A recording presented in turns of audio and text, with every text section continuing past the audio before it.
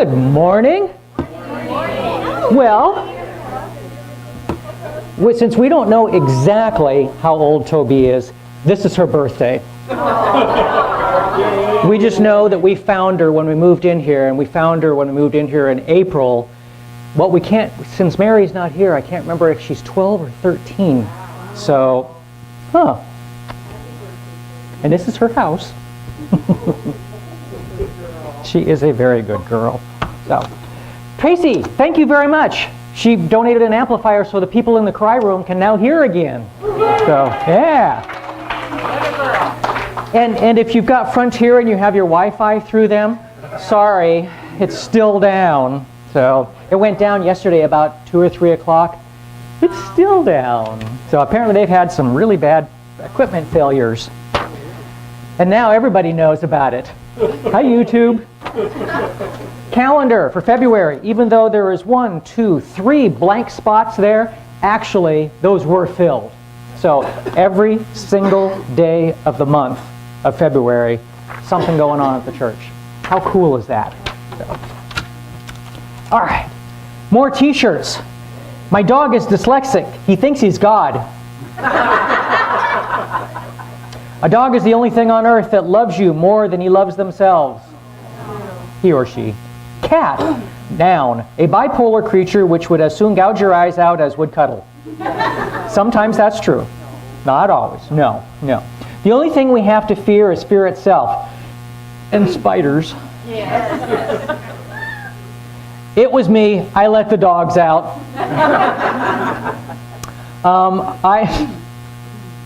Shih Tzu dogs. I shits you not. Good. I love it. Yeah. And then a little kitty cat on a t-shirt saying, "I want it right meow."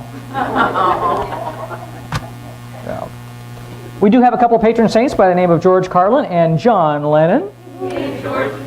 And John said, "I believe that as soon as people want peace, the world will have it. The trouble is, they are not aware they can get it." Yep. And George, the IQ and the life expectancy of the average American recently passed each other in opposite directions. So, sometimes. McDonald's restaurants in India do not serve beef, only chicken, mutton, and fish. Makes sense. Yeah, I'm not sure either. I mean, mutton's okay, but I'm not sure I would have it at McDonald's. Just doesn't. Mutton and fries. Do they? Really? Fried or dried or? Oh, live? Really? Wow. Squid and fries. Okay. Where am I? Oh, yeah. A wise man will make more opportunities than he finds. Conscience warns us before it reproaches us. Who reflects too much will accomplish little. Every man takes the limits of his own field of vision for the limits of the world. I like that one.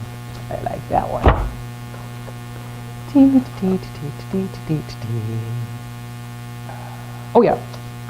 All warm-blooded creatures have hair. Many are covered with it, while the whale only has a few whiskers and no fur coat.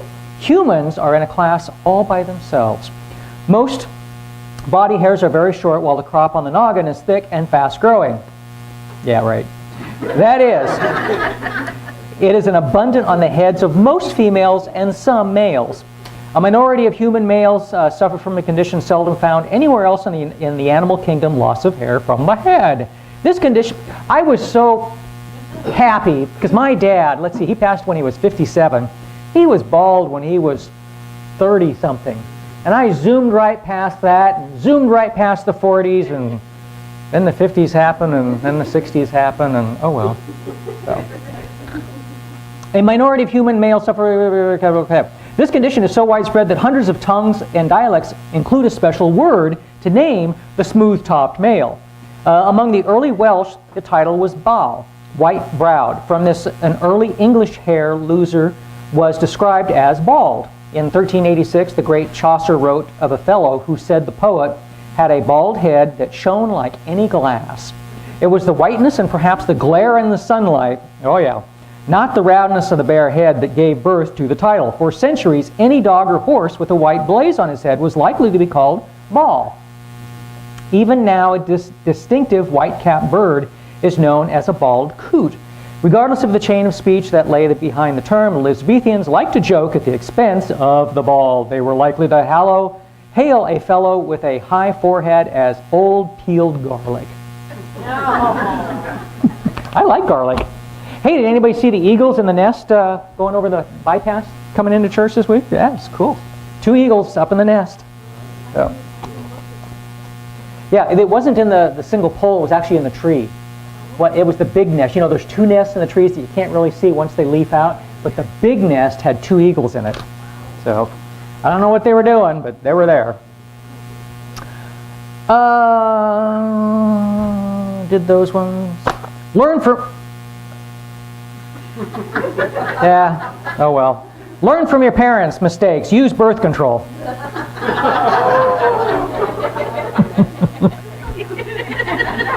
Yeah, this just keeps going here a little bit. So, yeah. Money isn't everything, but it sure keeps the kids in touch. If at first you don't succeed, skydiving is not for you.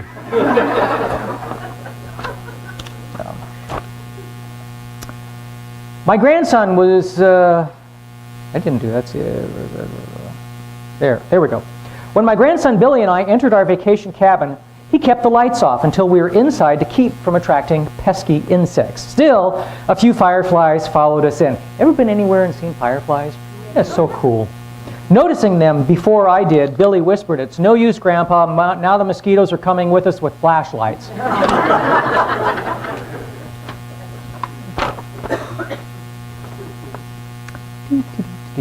A sweet grandmother telephoned St. Joseph's Hospital. She timidly asked, "Is it possible to speak to someone who can tell me how a patient is doing?" The operator said, "I'd be glad to help, dear. What's the name and room number of the patient?" Yeah, you know this wasn't recent, right? They won't do that anymore. I don't even know if they tell a spouse what was going on. The grandmother, in her weak, tremulous voice, said, "Norma Findlay, room 302. The operator replied, "Let me put on you on hold while I check the nurse's station for that room." After a few minutes, the operator returned and said, "I have good news. Her nurse told me that Norma's doing well. Her blood pressure is fine. Her blood work just came back normal, and her physician, Dr. Cohen, has scheduled her to be discharged tomorrow." The grandmother said, "Great, that's wonderful. I was so worried. God bless you for the good news." The operator replied, "You're more than welcome. Is Norma your daughter?" The grandmother said, "No, I'm Norma Findlay in room 302. No one tells me anything."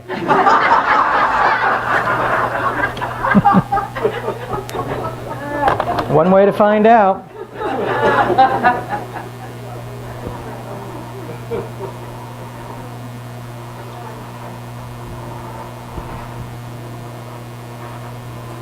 Every time. Oh, wait a minute. Hey, there were a couple announcements, weren't there? Okay, you had one.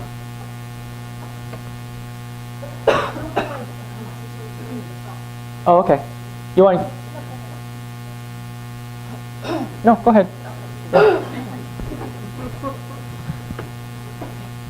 So this coming Saturday, we're starting a new group called Art and Soul, and it's going to be the 4th Saturday of each month.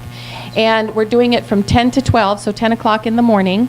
And the idea kind of came from during the last Voices from Beyond. Several of us had sewing come up, and I had recently sewed before that with some things left to me by my grandmother, and I hadn't sewed since junior high, and then that came up during Voices from Beyond. So it came up for several other people that night, and so I was thinking about a group of creativity, because I spent most of my adult life saying that I wasn't creative. Well, it turns out that's not true. I think it is a really important form of healing for our souls. And the day after I had the idea, I picked up a magazine, and the article was about creating community around an inspired life. And so that's my thought and hopes for this. I ran a mindfulness group for a few years, and that's a really important thing to me. And so I'm trying to think about how to kind of incorporate that into the group. Maybe it might be in the morning before, because I'm hoping that we're going to do a lot of skill sharing and show and tell and lots of fun and happy chatter during the group. But the mindfulness piece, I think, could be important. There's, for example, Clarissa Pinkola Estes, who wrote Women Who Run with the Wolves. I have a collection here of 10 hours of poetry and stories and blessings for the creative soul. Her question is, what if our world is starving for soulful gifts only you carry? What are you waiting for? So I'm wanting to kind of, so come bring your ideas. And in terms of the creativity, it's bring your own. Bring your own craft. I know there are people who are wonderfully talented. I know there's people like me who might just bring my coloring book. So bring anything that you want. We only ask that you don't bring anything stinky. There's chemical sensitivities in for Toby as well. So I hope to see you next Saturday morning. Can I bring a car? You can bring whatever you want. No, they're not. It's electric. They're all electric. Just whoever comes, we'll figure out how we'll set it up and what we want. So I hope to see you. Saturday at 10 a.m.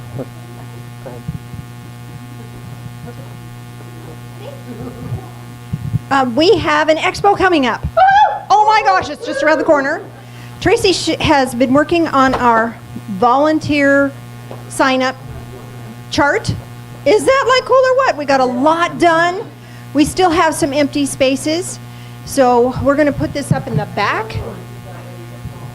Hello. We'll get him later. All of the empty ones, the places we need filled. Yeah, so we're mostly full, but we do have a lot of need for the silent auction, readers and healers, kids booth. So I'm going to send the sign-up sheet around again. Please, if you could just donate a couple of hours, you get into the show free. The silent auction really doesn't require a lot of work. It's just kind of monitoring and... He's never done a silent auction. Have you noticed he's never done a silent auction?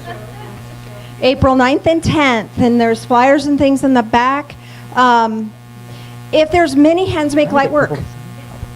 So we're only asking a few hours of assistance. So please, give what you can. It's much appreciated. Our community here, not many people know who we are, what we do, or that we're here. And there's people that need us and are looking for us. And the expo is the only way they have contact to find us. So this is our outreach. This is our opportunity to let people know they're not alone and they're not weird. This is the new normal. So I got a flyer in the Red line. You want to just... Okay.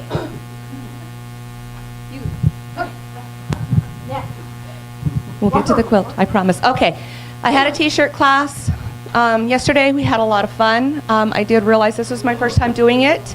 I realized that the $20 was a little high, so those who showed up get to make 4 shirts for their 20 bucks. They brought their own shirt. We had a really good time. So anyhow, get up here early because nobody can see you. You're too tiny. So Miss Janice did hers and she painted on it. This was an iron-on. And again, iron-on with some little painty, cutesy doodads. And then I did the bleaching technique and put some glitter, sparkly paint on it just to kind of emphasize it. So what I'm going to do, this is a fundraiser for the church. So what I will do is you bring your own t-shirt. It's $10. I supply everything that you need. Janice has paints. I'll have some too at that point.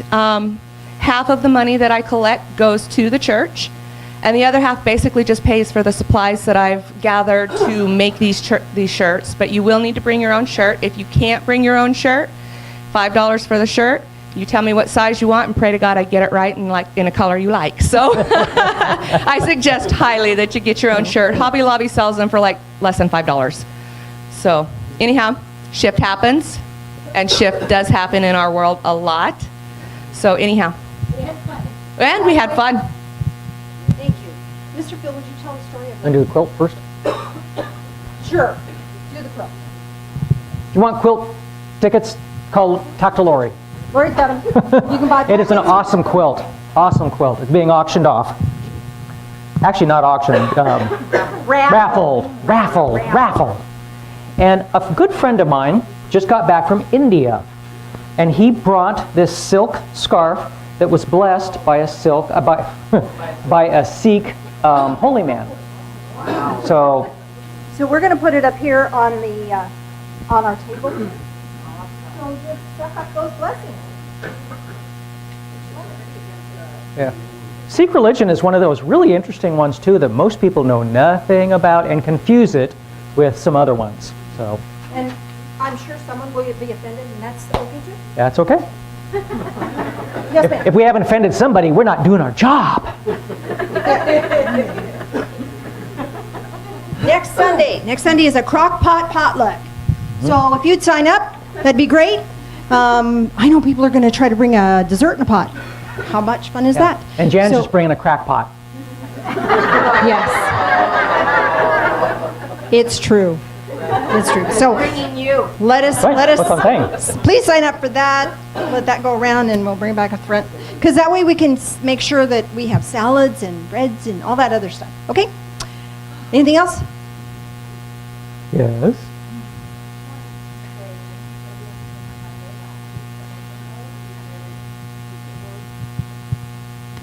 Thank you to everyone who came last week. At Monday for Emotion Code, we did the award process and tried to figure out how to kind of combine the two. And I'm just really grateful. We had probably about 20 people Cool. that came. So All it was right. really awesome. And hopefully we'll see everyone this Monday, and more people hopefully can come and check it out.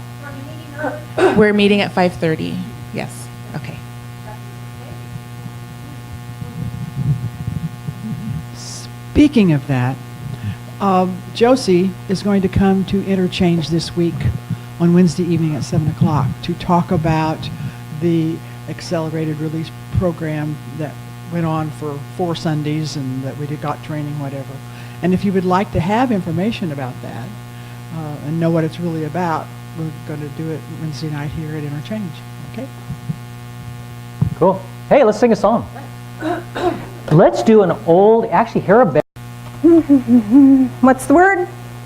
Arise. It just doesn't get old. I just love it.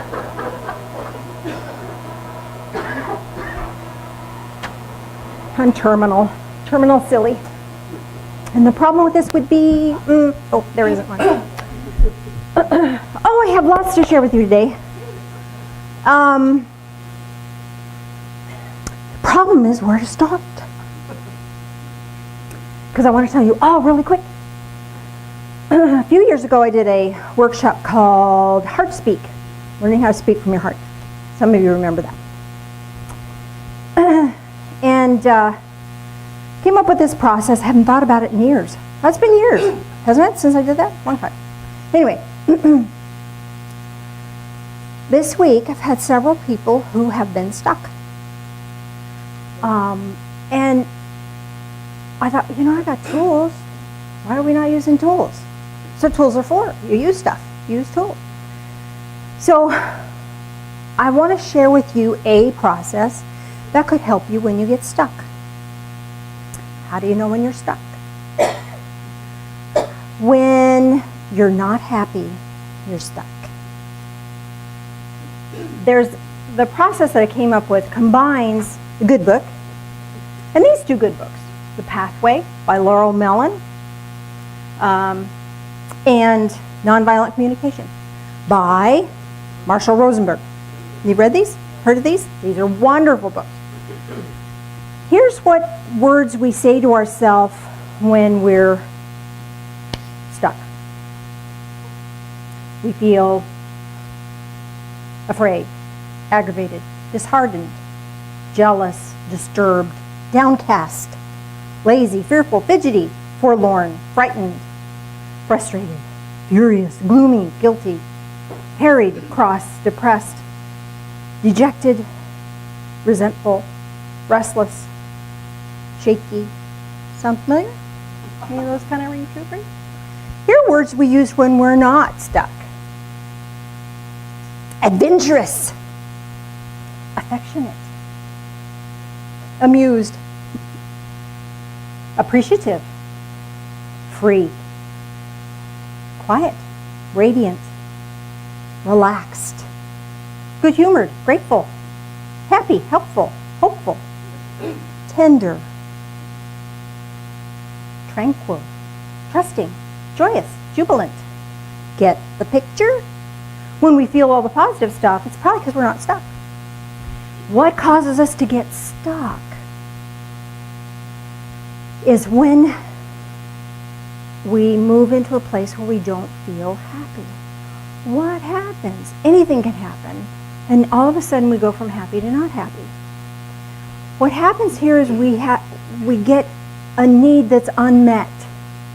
So we're interacting with someone, and either they don't understand us, or they say something hurts our feelings, or we feel less than, then the not so good feelings get triggered. And we get stuck there. Darn it. It's human nature to get stuck there. There's no shame, no blame about that. It just happens. It's how long you want to stay there. I don't know about you, but the faster I get back out of that and back into the joyful, adventurous, fun-loving, that's where I want to be. So when we have a need that is not met, we can shift into this sense of being stuck, these stuck feelings. Well, what's an unmet need? Whenever we have a boundary that is not respected or is not safe, we could move in a place where there's an unmet need. Now let me talk a minute about boundaries. Boundaries are these wacky things that we build to keep our world safe. Some of them are just stupid. Nobody's going to talk to me till 8 o'clock. I've had my cup of coffee. Well, how easy is that to maintain? That's an impossible boundary to keep. And so you're going to have an unmet need every day of your life for the rest of your life. Because you've chosen a stupid boundary that's non-defensible, non-sustainable, right? But if we have clear, safe, appropriate boundaries, then when a boundary is breached and we move into this place of an unmet need, then we can process it more easily. So the first step is to look at our boundaries. Are our boundaries appropriate? Are our boundaries something that, oh, you're a good kid. Gotta have the Java. Good boy. Are things that help us stay safe. So if we have a boundary that we keep running into a wall that is non-sustainable, undefendable, you might want to look at that. Might want to look at that. Nobody's talking to me till I've had my coffee. We can't defend that. Because I could be on my way to the coffee and the cat meows. I have no control over that cat. You're talking to me. No good will come of this. I can guarantee you that. So looking at our boundaries, if we have good, clear, safe boundaries, we're still going to have an unmet need. We're human. And being in a state of being human, people have their own needs. They have their own desires. And they may be completely opposite from ours. That happens. Life happens. And what do? We move into a place of judgment about that. Well, I should just not be so sensitive. Or they should just treat me better. And how many of us have done that and we stay stuck in that spot? Or we pretend it doesn't matter. Oh, it doesn't matter, it's all right. I'll be fine. Matters. It matters. So getting stuck is really important to get unstuck. Because if you want to be happy, how many people want to be happy? Okay, I think that's unanimous. If you want to be happy, being stuck is not an option.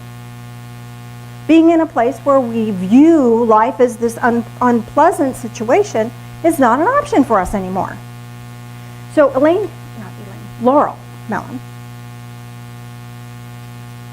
had this process. She was working with young people who were overweight. And she found that when she moved them through emotions, they started making better choices for their food. And the weight came off. Some of us I could use that. And she found that if she didn't go through a particular pathway, hence the name thought pathway, if she didn't do it in a certain order, healing didn't happen. But if she did it in a certain order, then they healed and they moved through things, and they moved through things quickly. So let me share that order with you. Because you may not be feeling the feeling in the order in which they come. It doesn't mean the feeling isn't there. It means we have to go deeper, go a little further into our awareness to find it. And the first energy is angry. It's the root of all of it. Because guess what? Boundary gets breached, my first response is to be angry. There's nothing wrong with being angry, people. Not a thing wrong with it. It's what we do if we stay stuck in it, right? You ever seen somebody who they're just angry people? They're stuck there? Are they happy? Are the people around them happy? No. Well, here's what the good book says about angry. It's a good book. I want to read it.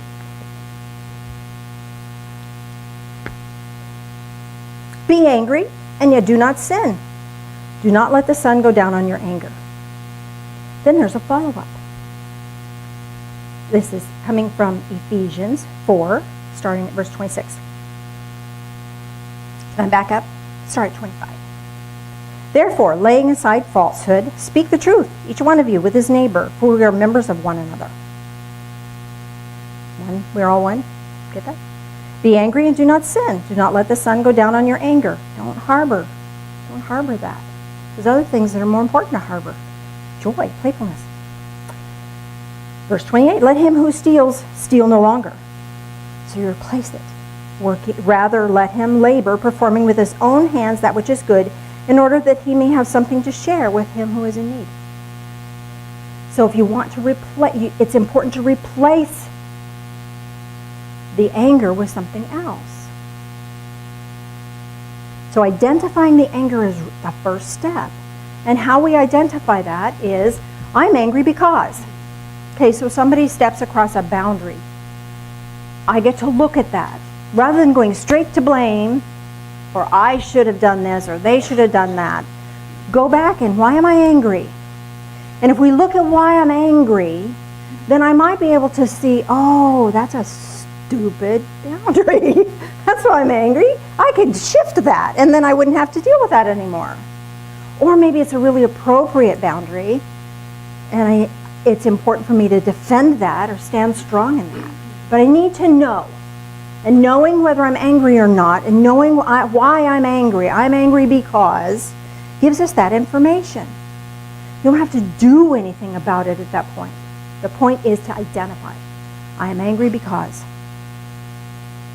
And be with it. Not for 20 years, but just be with it for a little while. Allow yourself to be there with it. Then the next energy is sad. Now that seems kind of weird, doesn't it? But it's not. They found that if you go in this process, go in this direction, anger is first and then sad follows. Because once you look at the angry, I'm really angry about that because there's a sadness that follows. Let me give you an example of this. My little plant here, well, it was kind of crooked. So Phil took a little candle that was on my desk, and he propped it up with that. So when I went into my office, I couldn't find it. And I was heartbroken. Someone had hand beaded that for me and had given that to me. And I just was heartbroken. I was so upset. I was angry. Someone had taken my really way cool thing. Right? I was mad. I was angry because it was mine and it was taken. I was mad. And then I went into sadness. I'll never have it replaced. It was a gift. I can't make that. I can't see or feel the tiny little beads to do that for myself. So I was sad. I'm bereft. I'll never have another one like that. So there was sad. There's sad there. Then the next one is afraid. I was afraid. I was afraid someone had gone in my office and I have stuff in there and, my gosh, If they'd steal that, they'd steal something else. I was afraid. Maybe I need to take all things that are important to me. Well, this is important. I can't take that all. But I need this here. There's books and crystals and things that I use here. I can't do that. I don't want to lock my door. 2 reasons I don't want to lock my door. I don't want to lock my door because I don't want to lock people out. Second reason is when you close that door, it gets hot in there. And then the air conditioner or the heater runs and runs and runs and runs and runs. The rest of the place stays cold and that room gets like blazing. And the cat goes in there. It'd be too hot for the cat. Plus the fact that a closed door just does not make my world happy. So I'm like, I don't want to do that. I was afraid that I would have to either take stuff home or lock the door. There was fear. And then the next energy is shame and blame. They should never have done that. Someone should have noticed, and it should never have happened. I should have been more careful, put my things away maybe. You know, so there's the shame and blame on what I should have done and they should have done, and there was all of that. Funny thing was, bring my plant out this morning, and right in the middle of that is that candle holder. It was just Phil. But don't you love it when God makes me go through hell for days being upset for your benefit? Oh, don't you love it? I know of which I speak. So I went through this process. And I went through this process again in the middle of the night. Hadn't found it yet. So in the middle of the night, I just couldn't believe it. And then, shift happens. Then there was a shift. Because the next step, because when you get through this, if you find, oh, I'm really sad that I lost it, then you have to go back and do it again. There's another level. So if you get to the point where you're through through all of them and you're into the shame, blame, you might find anger is still there, so you got to back and track it through again. And then we're at a point of choice. We can manufacture a cute little wonderful story, or we can move into our truth. So the story I started to tell myself is, people can't be trusted. That's not my truth. That was my story. I wanted my story because that makes me feel better. So I thought, well, you know, how is that bringing me joyfulness and adventurousness and playfulness? How is that bringing me into that space? It's not. It's a story. So I got to look at that again. So then I could either be in my story or be in my truth. So what's my truth? So I had to sit with that for a while. Middle of the night, being with my story or my truth. And so I thought about it, and I thought about it, and pondered, and I pondered. And here's what came up for me. Every time I go in my office and do a session, I light my candle. And every time I light that candle, I always have this deep sense of appreciation because it was gifted to me by somebody who appreciated me. So I feel that, oh, they loved me. Somebody who loves me. Wasn't that sweet? And I also feel appreciative because it's beautiful colors and I really liked it. So every time I light that, there's been love and appreciation. And I thought, if someone took that, then my prayer for them would be that every time they light that, this illuminates a loss in their life and they can move into a place where they can find love and appreciation. That they needed it more than I did. And yes, it was a loss, but it's also a victory, a great benefit. So whatever it was, I became really neutral about it. It was really quite peaceful. So I moved out of my story and into a truth that my heart could support. Then there's the next step. The next step is, what can you do to support yourself in this? What do you want to do to support yourself in this? What helps me? Listening to a nice piece of music, reading a nice book, petting a cat, making cookies. There's all kinds of things we can do for ourselves that bring us this self-care, this self-appreciation, this wonderment, the joyfulness that we are looking for. So taking action to lovingly support oneself reinvests in us again. and heals us. Heals us through the process. So here's the process again. I'm angry because, I'm sad because, I'm afraid of, or I'm afraid because they should have, could have, and you can shift that into I get to, they get to. Mine was I get to find another candle. Maybe it'd be prettier. I don't know. I get to look. And they get to light a candle, and every time they light it, they get to feel love and appreciation. And I can take care of myself. At about that time, the cat jumps up on the bed and I petted it. That's something I can do that makes me feel loved and appreciated. And I move through that. So then when I found the candle this morning, it was hysterical. It was funny. Thank you, Lord, for that. So I want to share with you about the sad part.